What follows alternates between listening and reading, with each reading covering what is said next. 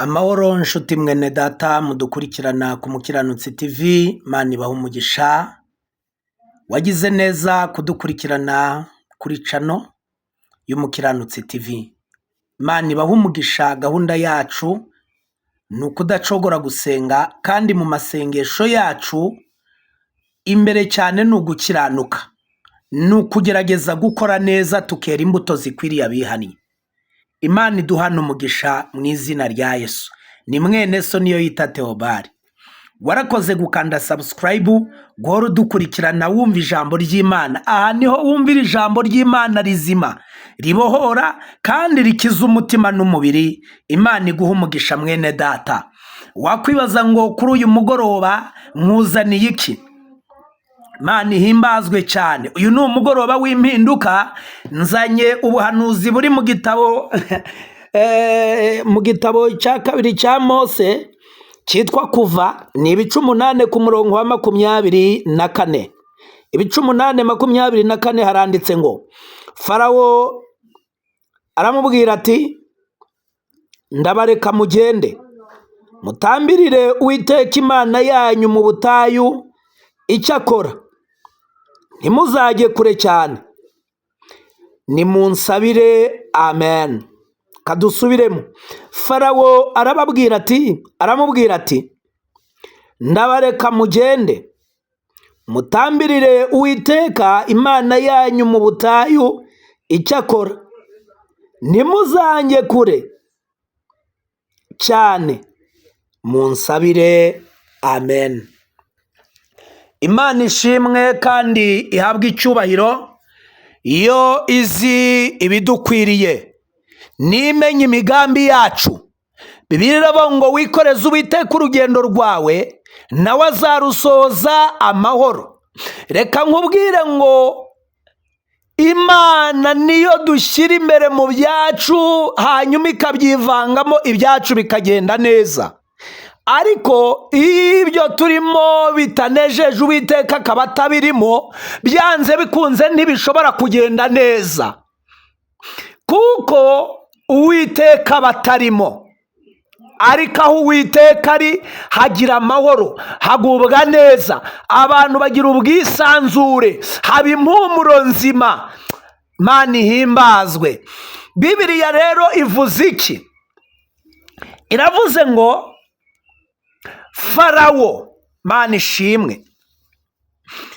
Farawo, uyu mugabo bita Farawo ngo aramubwira ati, ndabareka mugende mutambirire Uwiteka Imana yanyu mu butayu, icyakora ntimuzajye kure. Imana ihimbazwe. Uravuga ngo ndabareka Farawo, Imana ishimwe, ngo ndabareka, ngo kandi mugende mutambirire Imana yanyu igitambo mu butayu. Yongera akantu gakomera ngo ariko ntimuzajye kure. Aha n'Abisiraheli yavuganaga na Mose, yagiye kumusaba ngo agomba kubarekura bakajya gutambira Imana yabo Isiraheli igitambo. Imana ihimbazwe. Kuko bari baranyazwe, bari mu bunyage, bari baratwaweho iminyago. Bibiliya rero iravuga ngo Mose aragenda imbere ya Farawo. Twibukiranye ko uyu Mose yarerewe kwa Farawo, kuko umukobwa wa Farawo niwe wamutoraguye ku nyanja. Bari baramuboheye akato, ajya kumurererayo. Imana ihimbazwe. Bibiliya iravuga ngo amaze gukura Mose, ngamenya yuko atari umunyegiputa, ahubwo ari Umwisiraheli, yemera kujya kubabazwanya na bene wabo b'Abisiraheli. Aravuga ngo nubwo hano mfashwe neza, nkaba n'igikomangoma, nkaba nkomeye, ariko si iwacu. Aravuga ngo ngiye kubabazwanya na bene wacu. Niba bakubita, nanjye bazankubite. Niba bagirira nabi, nanjye bazangirire nabi. Imana ishimwe. Umuntu wakijijwe muzima yemera kubabazwanya na bene wabo bababara, akishimana n'abishimye. Iyo mwene so yaguye, wemera kubana nawe ukamusengera ukamwerera imbuto, ariko iminsi kuko ikomeye, iyo ubonye mwene so yagize ikibazo, abenshi usanga ari wo mwanya tuba tubonye wo kubavuga, abenshi usanga ari wo mwanya wo kubishima hejuru no kuvuga yuko bakubiswe inkoni n'Imana. Ariko Mose we yemeye kubabazwanya na bene wabo, Imana ihimbazwe, yemera kureka icyubahiro, yemera kureka ibyarindamu, aravuga ngo ngiye kubabazwanya na bene wacu, kuko yabonaga agahato bari gukoreshwa. Aravuga ngo kuba hano nta mumaro, ariko ninjya kubabazwanya na bene wacu nibyo bifite umumaro cyane. Imana ihimbazwe. Ikigufitiye umumaro mwene data si ukuvuga mwene so nabi, igifite umumaro ni ukumusengera, igifite umumaro si ukumuteranya, igifite umumaro ni uguhindura ibyo yananiwe guhindura. Imana ishimwe. Mose aravuga ngo ngiye kwa Farawo, nubwo ari umunyacyubahiro, nubwo akomeye, ariko aturekure tujye gutambira Imana yacu ibitambo. Mwibutse ko yari amaze igihe kirekire Farawo bamusaba ko abareka bakajya gutambira Imana y'Isirayeli igitambo, ariko Farawo yari yaranze. Amina. Imana ihimbazwe. Birashoboka ko umaze igihe kirekire hari ibyo usaba ariko byaranze, ariko ndagira adoba Farawo wafashe ibyawe uyu munsi, ndagira ngo ubwire ngo Imana yohereje Mose utuma birekura ibyawe. Farawo arabirekura nubwo amaze igihe kirekire yarabifashe. Farawo agomba arekura urugo rwawe, Farawo agomba arekure akazi kawe, Farawo agomba arekura urubyaro rwawe yafashe yaboshye, uyu munsi ararurekura. Farawo wafashe umunezero wa uyu munsi agomba kurekura uwo munezero. Farawo wagusize mu madeni agomba kukurekura, urayasohokamo mu izina rya Yesu. Farawo wazanye iyo ndwara uko yaje utabizi, iragusohokamo utabizi, kuko iki ni igihe Farawo agomba kukurekura, akarekura akazi kawe, akarekura urubyaro rwawe rumwe urumogi n'itabi n'inzoga, akabarekura bakongera bagakorera Imana. Unyumvise avuge ngo amena. Bibiri iravuga ngo Farawo arabyemera, arababwira ngo ndabarekura mugende mutambire ibitambo Imana yanyu, ariko mujye kwitambira mu butayu, ntimujye kure. Farawo arakureka ukaririmba, ariko akakubwira ngo ntukareke inzoga, ukaririmba ariko uri umusinzi. Farawo arakureka ukabwiriza ubutumwa, ariko akagusigira ikoni ry'ikigeragezo. Farawo ntakubuza kuvuga indimi, ntiyakubuza kubwiriza ubutumwa, ntiyakubuza ntiyakubuza gusenga, ariko akakubwira ngo jya gusenga, ariko ntujye kure yanjye, ube bugufi. No hahandi abantu basenga ariko gukiranuka bikanga. Akakubwira ngo ndakureka ugende uririmbe, ndakureka ugende ubwiriza ubutumwa, ndakureka ugende ucuruze, ndakureka ugende wige, ndakureka ugende wubaka urugo, ariko nta mahoro uzarugiriramo. Uwo ni Farawo. Ibyo byose yafashe. Nari nkuza n'itangazo ryuzuye ubuhanuzi muri uwo mugoroba w'impinduka. Farawo arakurekura. Farawo wafashe urugo rwa agomba kurekure, kuko arakubwiye ngo ntunjya kure, ube bugufi. Ntabwo yakubuza kwantona, ariko akubuza gukizwa. Farawo ntiyakubuza kuririmba, ariko akubuza kwera imbuto.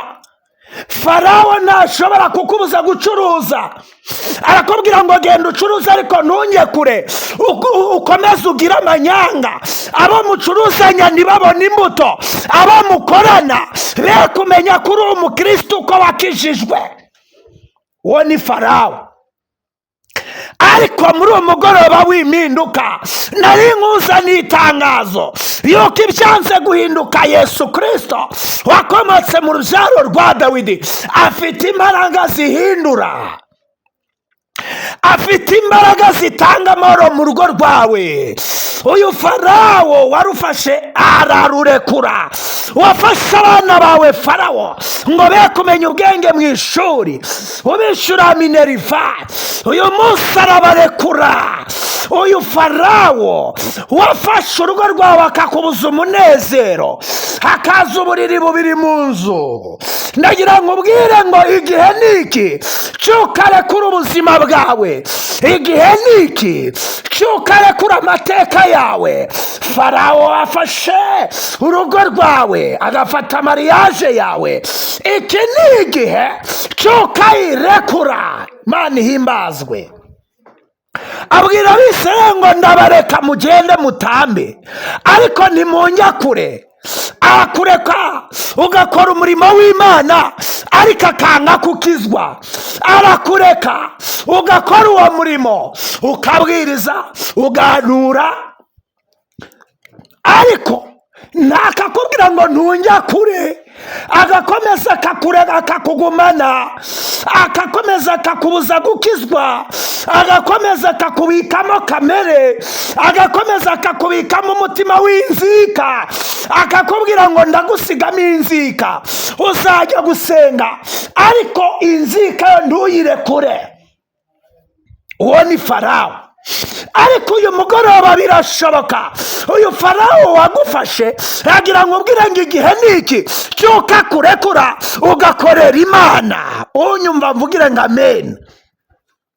Igihe niki cyuko Farawo wafashe ibyawe arekura umunezero wawe. Farawo wafashe urugo rwawe, uyu wavuze ngo arakureka ngo ugende uririmbe ariko ngo ntunge kure. Niko abwiye Abisirayeli. Abisirayeli banezezaga Imana uyu munsi, ariko Farawo wafashe imitima akababwira ngo ntimunjya kure, bakongera bakagaruka bagasenga ibigirwamana kandi Imana bayibonye. Niyo mpamvu bageze no mu butayu ngo bifuza udutunguru, bifuza amadegede, kudema wasiredra, bifuza ibyo baryaga mu Egiputa, bivovotera Mose n'Imana.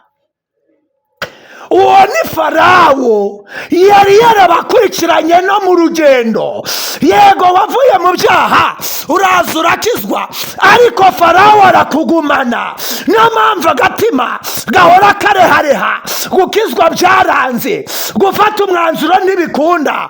Ariko iki ni cyo gihe cyawe cyo kongera kwiminjiramo agafu.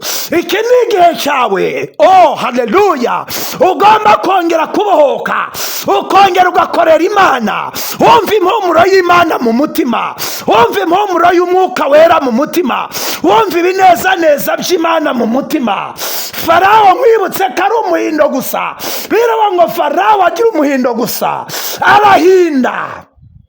Yakurikiranye Abisirayeli ngo bituma Mose agiye ku musozi, ngo agarutse ngasanga ngo baba biboneye indi mana, ngasanga bari kuramya ikimasa kuko bari abantu. Ngo Mose akubita amategeko hasi. Abisirayeli ngo bituma bibagirwa Imana yabahaye amazi mu butayu, yabahaye manu bakarya ibiryo batatetse bitekewe mu ijuru. Ibyo ntibyabanyura.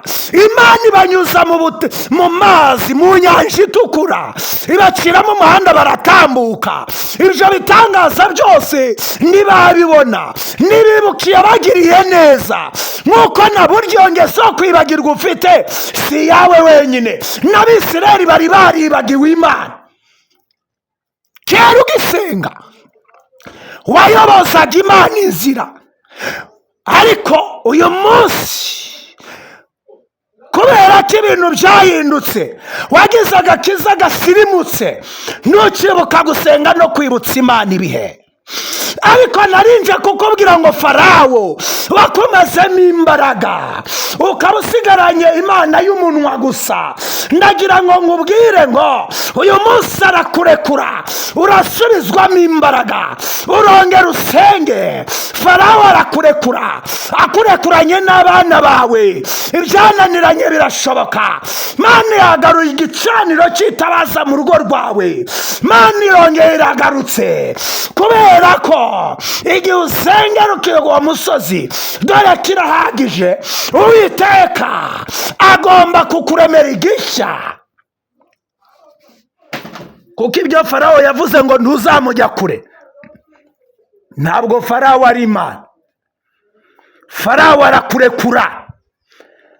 Farawo Yesu amufiteho ijambo ryatuma akurekura. Ibuka cya gihe uri mu bitaro, Imana niyo yabanye nawe, wibuka imihigo wahigiye. Wibuka cya gihe uri gushaka viza, amapasiporo byaranze, wibuka amagambo wabwiriye Yesu. Wibuka cya gihe uri ku ishuri, yagwaye diplome. Wibuka cya gihe akazi karabuze, ubushomeri, ni Yesu wahabaye. Wikwemera Farawo kakuyobora, wikwemerera Farawo yuko akomeza kugutwaza igitugu. Ongera ugirire Imana icyizere. Imana iracyakiza indwara, Imana iracyabohora, Imana iracyaruhura ababoshye, biracyabushoboka. Imana yacu irakora, Imana yacu irarema. Bibiliya ngo ni umufasha mwiza utabura kuboneka mu makuba ndetse no mu byago. Imana yacu niyo yonyine nabonye idufasha, ikabana natwe, dufite cyangwa tudafite, dukize cyangwa dukennye, ibana natwe. Imana ihimbazwe cyane, Imana ihimbazwe cyane, kandi Imana itubabarire. Bantu bibagiwe Imana, ariko uyu Farawo wagukuruye akavuga ngo ndakureka, urora senga, ariko ukomeze unywa inzoga, ariko ukomeze ube mu byaha. Iki ni igihe cyo kubohoka. Iki ni igihe cyo kongera kubona mu maso y'Imana, ni igihe cy'imbabazi z'Imana, ni igihe Imana ije kuruhura abarushye, ni igihe Imana ije gutegeka, ni igihe Imana ije kuyobora iby'urugo rwawe, ni igihe Imana igiye guhindura uyu Farawo wagenzaga ubuzima bwawe. Hereza Imana icyubahiro, kuko Imana iciye Farawo mu buzima bwawe. Farawo yari yarasuzuguye Abisiraheli, ariko umunsi umwe aravuga ngo ndabareka mugende mutambire Imana yanyu ibitambo, ariko ntimunge kure, kandi nimugere munansabire. Imana ihimbazwe. Nubwo Farawo akugenza, ariko azi uko ufite Imana.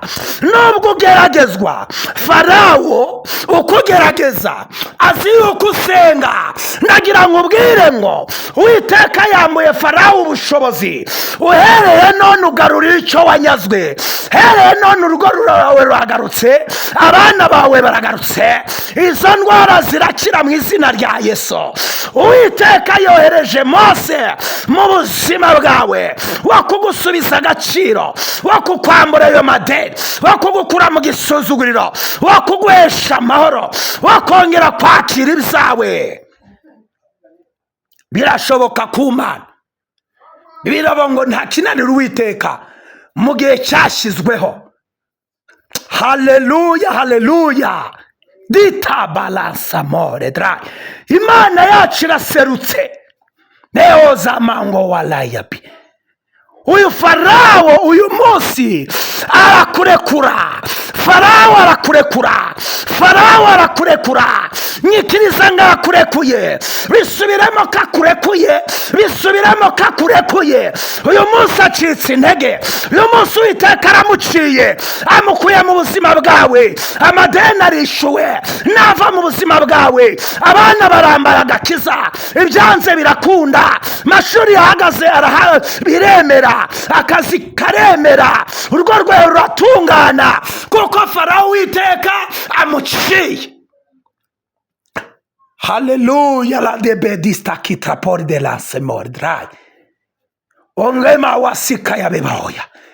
Ongera ugire Imana icyizere, wibuke ko bya bindi n'Imana yabikoze n'uyu munsi iracyakora, kandi ubyizera Uwiteka aramuremera ishimwe, kuko birashoboka imbere y'Imana, birakunda.